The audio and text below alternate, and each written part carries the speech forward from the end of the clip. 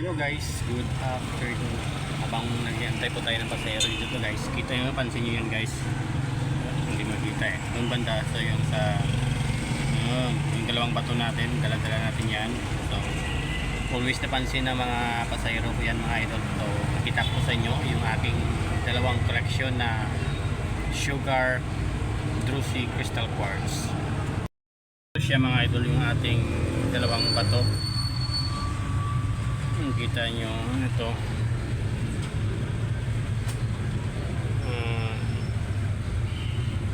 medyo nalumutan na to mga idol.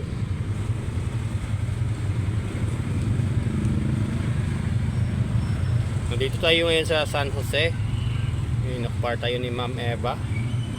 Then may kita nyo mga idol, ang ganda nyan.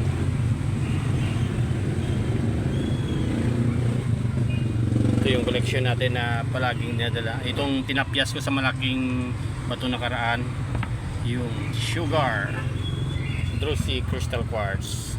Parang wash sugar mga idol, oh. Ito yung napaganda yan mga idol. Sa loob nyo. Wow, beautiful. May good vibes na dala ito mga idol. Potential dito to. Pabuenas natin. Masyado linisan natin yan next time mga idol. Ito napaganda, laging napapansin to ng mga pasahero natin, lalo ng mga estudyante. Dito lang po natin nilagay yung tricycle natin. Medyo ito kailangan pa itong linisan.